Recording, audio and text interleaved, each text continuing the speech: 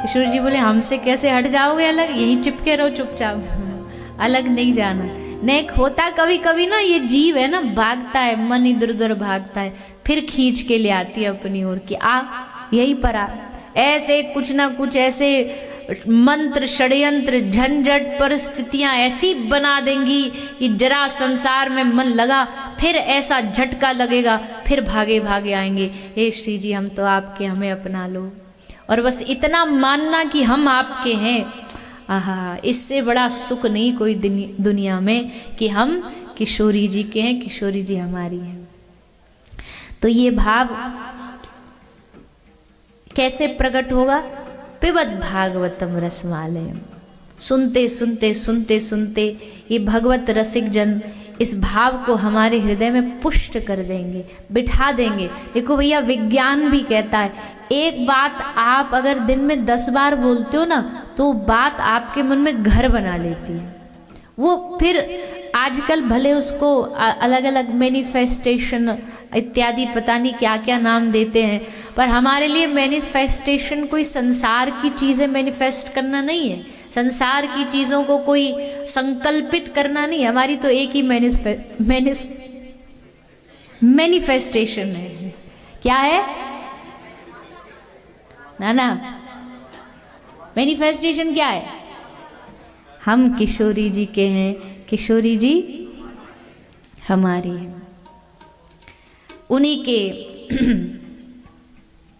भाव को पुष्ट करने के लिए बार बार भगवान की कथा सुननी चाहिए, क्योंकि निगम कल्प तरोर गलितम फलम, इस सुंदर फल को चखते चखते चखते हमारे हृदय में समय लगेगा जरूर। ऐसा नहीं है, हम ये दावा नहीं कर सकते कि शायद हाँ कृपा हो जाए तो वो भी हो सकता, पर अन्यथा तो यहाँ बार बार इस रस में आना पड़ता है, डूबना पड़ता है, फिर धीरे धीरे एक दिन कृपा होती है और फिर ये रस हमारे हृदय में विराज जाता है। तो श्री सूत जी महाराज 88,000 ऋषियों को इस कथा को नैमिषारण्य में सुना रहे हैं।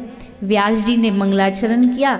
मंगलाचरण करने के उपरांत भगवान नारायणं नमस्कृत्यं नरं चैव नरोत्तमं देवीं सरस्वतीं व्यासं ततो जयम् उदीरयेत्। नर नारायण भगवान को प्रणाम करके धर्म अर्थ काम मोक्ष के बारे में बताया, भगवान के 24 अवतारों की कथा सुनाई। एते चांस कलह पुंसा कृष्णस्तु भगवान स्वयं इंद्रारिव्याकुलम लोकम मृडयंती युगे युगे। कृष्णस्तु, भागवत भी इस बात का प्रमाण है, कृष्ण अवतार विशेष अवतार है, क्योंकि कृष्णस्तु भगवान स्वयं। तो 24 अवतारों का वर्णन सुनाया। फिर नारद जी ने आकर के व्यास जी के विषाद को दूर किया। बद्रिक आश्रम सरस्वती नदी के किनारे नारद जी आए, देखा पूरे आश्रम में उदासी छाई हुई है, व्यास जी भी उदास हैं। और भैया साधु जहाँ जाता है ना, वहाँ की उदासी छीन लेता है, हरण कर लेता है उसका। साधु के आते ही सब उदासी गायब हो जाती है, आनंद ही आनंद छा जाता है। तो नारद जी आए। नारद जी ने आकर के व्यास जी से पूछा आपकी उदासी का क्या कारण है? तो व्यास जी ने बताया कि हमने इतने पुराण लिखे पर अभी भी मन को संतुष्टि नहीं है, कल्याण का कुछ हम साधन दे पाए हो ऐसा भी हमारे मन को लग नहीं रहा है, संतुष्ट नहीं है मन। संसार में हम बहुत काम करते, लेकिन उस काम के करने के बाद अगर संतुष्टि नहीं ना, तो उस काम में कुछ ना कुछ त्रुटि रह गई। अगर भोजन बनाने वाली माता के भोजन बनाने वाली की संतुष्टि नहीं, तो पाने वाले को तो वो संतुष्ट कर ही नहीं पाएगा। तो व्यास जी ने कहा हमने लिख तो दिए इतने पुराण, पर अभी मन संतुष्ट नहीं है। तो नारद जी ने कारण बताया मन ना संतुष्ट होने का, और ये कारण हम हर कथा में बोलते हैं, सबको बोलते हैं कि हर एक आदमी या संसार में एक असंतुष्टि में जीता है, सेटिस्फाइड नहीं है किसी भी चीज में। जहां जिसको जो मिल रहा है उसको कुछ ना कुछ अधूरापन लगता है। अब ये अधूरापन किसका है, इसको खोजिए। खोजने में आपको शायद पता लगेगा। अभी तो आप सोच रहे हो अधूरापन इसलिए क्योंकि हम जो अपना नाम कमाना चाहते वो नहीं मिला, पर जब नाम कमा लोगे तो क्या ये अधूरापन खाली हो जाएगा, खत्म हो जाएगा? मन में आया नहीं, कम से कम 2, 4, 5, 10 हजार करोड़ बैंक बैलेंस हो जाए तब ये अधूरापन दूर होगा। वो आ गया तब भी क्या अधूरापन दूर हो जाता है। जब घर अच्छा नहीं होता तो मन में ये लगता, आहा प्रभु एक घर मिल जाए फिर तो जीवन लाइफ एकदम सेट है। सो मिल गया, घर बन गया, क्या अब गारंटी है कि अधूरापन खाली खत्म हो जाएगा? तो फिर ये अधूरापन घर का नहीं है, ये अधूरापन 1000 करोड़ रुपया का नहीं है, बैंक बैलेंस का नहीं है। अधूरापन मन को तब तक रहेगा जब तक ये मन अपने आराध्य, अपने प्रियतम से जुड़ नहीं जाएगा, तब तक ये मन अधूरापन फील करता रहे, एहसास होता रहेगा इसे कि कुछ खाली है, कुछ रह गया है, कुछ बाकी है। इसलिए श्री नारद जी ने कहा व्यास जी को कि आपने जो ग्रंथ लिखे, कथा लिखी, कथा क्या होती है? एक बात और सब सुनो ध्यान से, कथा का मतलब केवल संसारिक बातें बताना, कुछ चुटकुले सुना देना, कुछ भजन गा देना नहीं होता। कथम विना रोम हर्षम द्रवशा चेतसा बिना। नारद जी ने स्पष्ट लिखा है वो कथा कथा नहीं है जिसको सुनकर के आपकी आंखें न भीग जाए, रोम रोम पुलकित ना हो जाए, रोमांच ना हो जाए, हृदय में मन में भाव, एक हृदय में भगवत प्राप्ति के लिए व्याकुलता ना जाग जाए। हमारे इसी श्री वृंदावन धाम में श्री राधा दामोदर जी के मंदिर में श्री गदाधर भट्ट गोस्वामी, जो हमारी गौड़िया परंपरा के गोस्वामी हुए, श्री गदाधर भट्ट गोस्वामी नित्य भागवत कथा सुनाते थे। और जितने भी आसपास के सब श्रोता बंधु आते, श्री गोस्वामी पाद ऐसी कथा सुनाते थे कि उनकी आंखें बंद रहती थी और पूरी कथा वो रो रो के सुनाते थे। और जितने श्रोता बैठे होते थे वो सब भी रोते थे, सबकी आंखें भीगी होती थी, सब रुदन करते थे। एक कोई गांव का श्रोता आया, उसने देखा कि भैया सारे तो रो रहे हैं। ये गदाधर भट्ट गोस्वामी पाद के जीवन में लिखा, भक्तमाल में नाभाजी ने इस कथा को। तो उसने देखा सब रो रहे हैं, सब में तो भाव है, हम में भाव नहीं है। अब हमको ये लोग देखेंगे ये सबको तो भाव है, हम में नहीं, तो कितनी बेइज्जती होगी। तो अगले दिन क्या किया, जब आया कथा सुनने के लिए तो अपनी जेब में मिर्ची रख के लाया। और जैसे ही सब लोग भाव में डूबे, रोना चालू है, तो इसने मिर्ची निकाल के आंख में लगा ली, रोन लगा। अब साइड वाले ने देख लिया, तो साइड वाले ने जाके फिर बाद में गुरु गदाधर भट्ट गोस्वामी पाद को शिकायत करी। बोले गोस्वामी पाद, ये जो आदमी है ना बड़ा नौटंकी है, नाटक वाला है, देखो आंख में मिर्ची लगा के रो रहा है, नाटक कर रहा है, रोना आ नहीं रहा फिर भी रो रहा है। अब देखो ऐसी बात हम कोई सुनता ना तो हम कहते हाँ भैया नाटक कर रहा है, पर गदाधर भट्ट गोस्वामी ने उसके पैर पकड़ लिए। बोला हा तेरे जैसी भक्ति मुझे कब मिलेगी। बोले इसमें क्या भक्ति है। बोले तेरे मन में भगवान के लिए रोने की इतनी उत्कंठा है, इतनी चाह है कि तू इतना कष्ट सहन कर रहा है आंख में मिर्ची लगा के। काश भगवान तेरी जैसी व्याकुलता हमें दे दे। हमारे मन में क्यों नहीं आता कि हम दुनिया के लिए रोए, हम दुनिया के लोगों के लिए रोए, हम दुखों के तकलीफों के लिए रोए। क्यों हमारी आंखें कभी भगवान को पाने के लिए नहीं रोती। ये इच्छा भी तो नहीं जागती हमारे मन में। कभी इच्छा जागे, यही बहुत बड़ी बात है कि कब ऐसा हो कि हमारी आंखें ठाकुर जी की व्याकुलता में रोने लगे, उनको पुकारते हुए हमारा हृदय गदगद हो जाए, कंठ अवरुद्ध हो जाए, वाणी बंद हो जाए। कथा वही होती है। इसलिए नारद जी ने कहा आपने जितने भी पुराण अब तक लिखे, इन पुराणों में क्या लिखा है? बस आपने लिखा है पुत्र प्राप्ति के लिए ये मंत्र जपो, धन प्राप्ति के लिए ये मंत्र जपो, वैभव प्राप्ति के लिए ये मंत्र जपो, पर प्रेम प्राप्ति के लिए कुछ लिखा आपने? भगवत प्रेम प्राप्ति कैसे होगी ये कौन बताएगा? ये आप जैसा महापुरुष श्री वेदव्यास जो साक्षात भगवान के अवतार है श्री बाद नारायण प्रभु, क्या उनकी कृपा से ना ये अगर रस सुनाया गया तो कौन इस रस को पाएगा? इसलिए आप एक ग्रंथ लिखो। व्यास जी ने कहा हमने तो इतने लिख दिए, 17 पुराण लिख दिए, अब कैसे हम लिखे? कुछ तो चाहिए ना, थोड़ा मटेरियल चाहिए, कुछ भाव चाहिए। तो नारद जी ने कहा लो हम सुना देते। तो श्री नारद जी ने इनको 4 श्लोक भागवत जी के प्रदान किए, जिसको चतुश्लोकी भागवत कहा गया है, जो नारद जी को कहाँ से प्राप्त हुआ? श्री ब्रह्मा जी ने इनको प्रदान किया और श्री ब्रह्मा जी की आज्ञा से नारद जी ने इन चतुश्लोकी भागवत को श्री वेद व्यास जी को प्रदान किया और व्यास जी ने 17 पुराण के बाद ये 18वां पुराण भागवत महापुराण की रचना करी। इसके श्लोकों के द्वारा सुखदेव जी का मन आकर्षित किया। वरहा पीडम नटवर वपुः कर्णयो कर्णिकारम विभ्रदवासः कनक कपिशम वैजयंतिम च। ये वृंदावन का ही पूरा वर्णन है। वृंदावन में जब ठाकुर जी आते हैं गैया चराते हुए संध्या के समय, आज भी गोधूली बेला जब होती है ना, शाम को जब थोड़ी थोड़ी धूल उड़ती है। अब तो थोड़ा वृंदावन भी मॉडर्न हो गया है, थोड़े ब्रिज में भी सीमेंट की रोडें बन गई कंक्रीट की, पर पहले समय में हम तो ये भी नहीं कह सकते कि हमारे ज़माने में, क्योंकि हम कोई बहुत बूढ़े नहीं हो गए, पर हमारा अगर 15 साल पहले का ज़माना भी बोले ना वृंदावन का, तो हमने भी ऐसा वृंदावन अपनी आँखों से तो देखा ही है कि जहाँ बिहारी जी चले जाओ, राधा रमन जी तो कोई जाता था। राधा रमन जी तो लोग जानते भी नहीं थे, बड़े कम लोग जाया करते थे। घंटे भर भी रुक जाओ कोई आपसे ये नहीं कहेगा कि भाई बाहर जाओ भीड़ बहुत है, गाड़ी अंदर बिहारी जी तक पहुंच जाती थी। अब तो समय भैया, पर अब क्या करें, इनके चाहने वाले ही इतने हैं, हर साल हर वर्ष चाहने वाले बढ़ते ही जा रहे। वृंदावन धाम की महिमा बढ़ती जा रही है और उसमें कमी भी किसी की नहीं है। हम जैसे ही जाके सबरी दुनिया में कहते हैं मेरो वृंदावन, तो लो आ गए तुम्हारे वृंदावन में, अब संभालो सबको। अब बेचारे थक जाते हैं कि गाड़ी जाए कहाँ, लड़ रहे झगड़ रहे हैं, हमको भीतर जाने दो।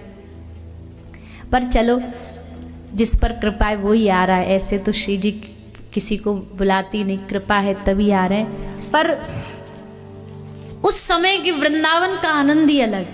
क्यों? धूल उड़ रही है, गैया आ रही है, गैयाओं की घंटी से पूरा वृंदावन गूंज उठे। जब भीतर गैया प्रवेश करें, मानो साक्षात ठाकुर जी आगे आगे सबका प्रतिनिधित्व करते हुए, माथे पर मोर मुकुट धारण किए हुए, कान में सुंदर कनेर के पुष्प धारण किए हुए, गले में कौस्तुभ मणि धारण किए हुए ठाकुर जी ब्रज में प्रवेश कर रहे हैं।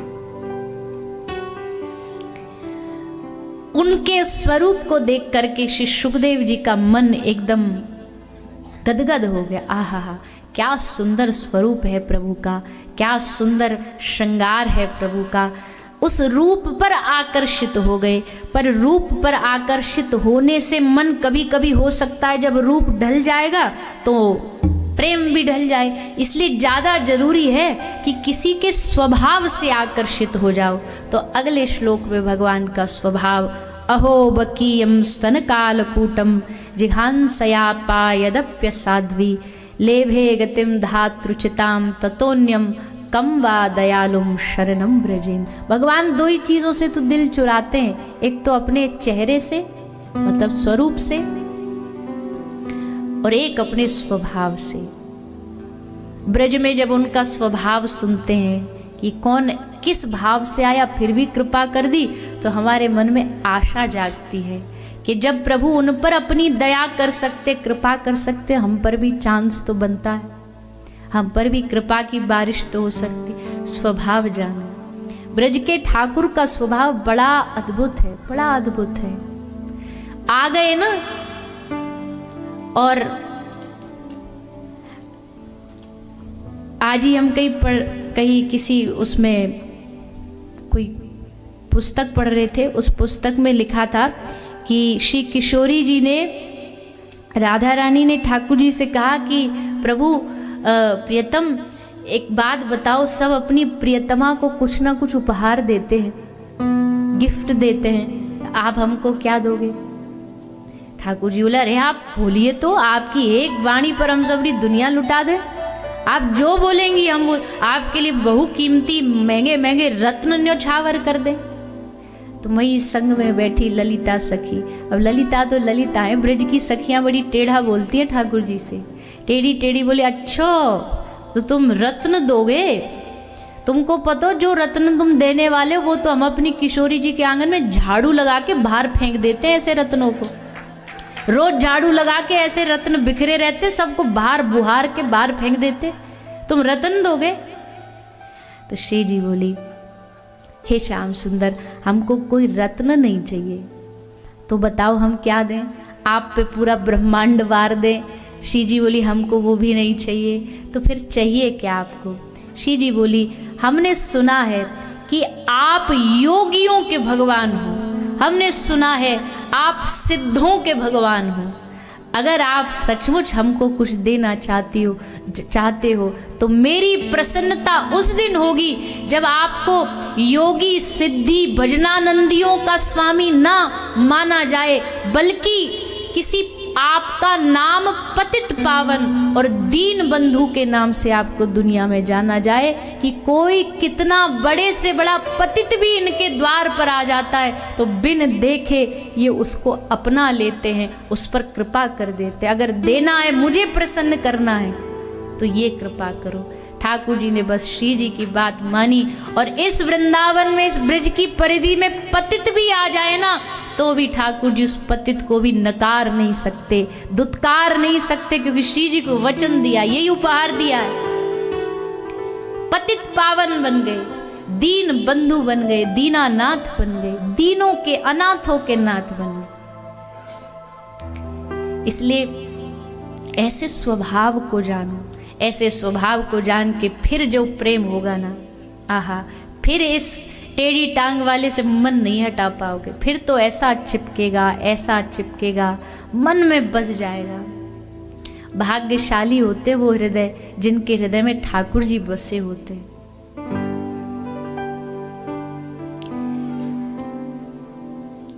कभी कभी कोई एक ऐसा अवसर आता है, कोई जीवन का ऐसा मौका आता है जहां भगवान जानबूझ के ऐसी व्यवस्था बना देते हैं, ऐसी पूरी परिस्थितियां पैदा कर देते कि आदमी आया था तो ऐसे ही बस आसपास कई लोग आते हैं, बोले हम आगरा घूम के आएंगे, हम ताजमहल देख करके आएंगे, और जा ही रहे दिल्ली आगरा से, रास्ता में वृंदावन है, चलो यहाँ भी एक राउंड मार आते। आए थे तो राउंड मारने।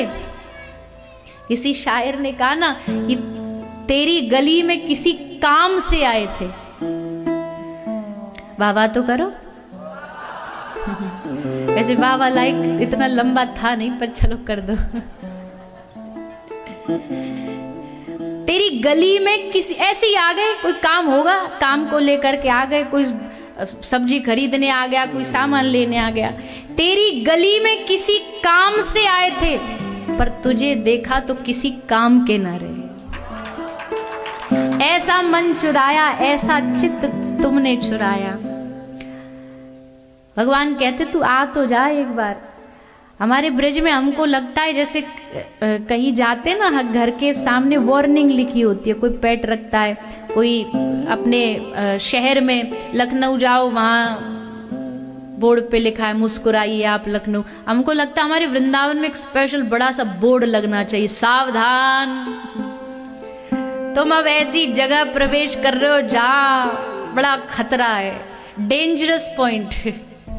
दुनिया का सबसे बड़ा डेंजरस पॉइंट ये ब्रज भूमि है, क्योंकि यहाँ कांटा लेके एक बैठा है। जैसे मछली को पकड़ने किसी शिकारी, कोई शिकारी पकड़ने के लिए बैठा होता है ना, वैसे ही यहाँ एक कांटा लेकर के बैठ। हमको लगता है वो जो कृष्ण नाम में कै के नीचे जो घुंडी है ना, वही कांटा है। कै के नीचे वाली घुंडी ठाकुर जी ने इसीलिए टेढ़ा नाम रखा कि आजा बेटा, हम पकड़ के इसी से खींचेंगे तेरा मन। खड़े हो गए टेढ़े ऐसे गर्दन करके। तीन ठौरते टेढ़ो दिखे, लटकी सी चलगती सीखे। सब देवन को देव तऊ ये ब्रज में गारी खाए। ऐसो चटक मटक सो ठाकुर तीनों लोकन में होना। भैया टॉर्च लेके ढूंढ लो, लालटेन लेके, ऐसा भगवान नहीं मिलेगा हमारे ब्रज जैसा, आपको कहीं भी नहीं मिलेगा।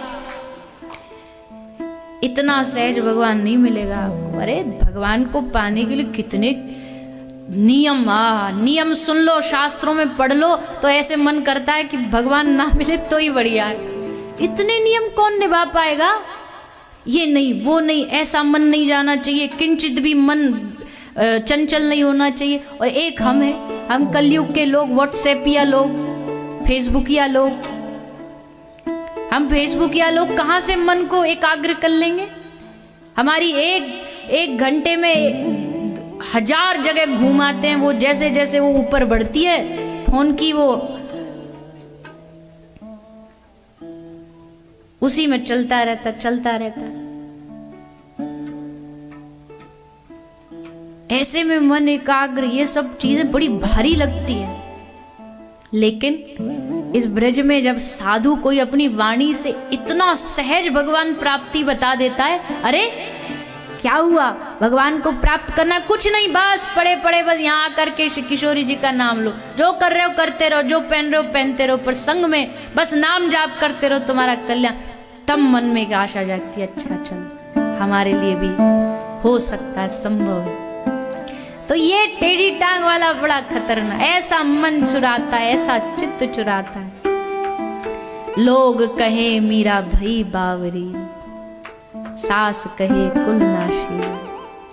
बड़े बड़े दिग्गजों का मन चुराए। अब कोई कह दे कि नहीं भाई ये तो वृंदावन में वो लोग आ जाते हैं जिनका चलो कुछ नहीं है, घर में खाने पीने को नहीं, तो त्यागी बन के आगे वैराग जागे ना। इस ब्रज में बड़े बड़ी रानियां आई, अजब कुंवरी बाई, बावरी हो गई ठाकुर जी को देख करके। रत्नावती बावरी हो गई ठाकुर जी के नाम में, अपनी दासी को लगा दिया भगवान, दासी ने लगा दिया भक्ति में। मीराबाई सा, इनका तो कोई क्या ही बोले, ये तो भक्ति की ध्वजा है, भक्ति की ध्वजा है।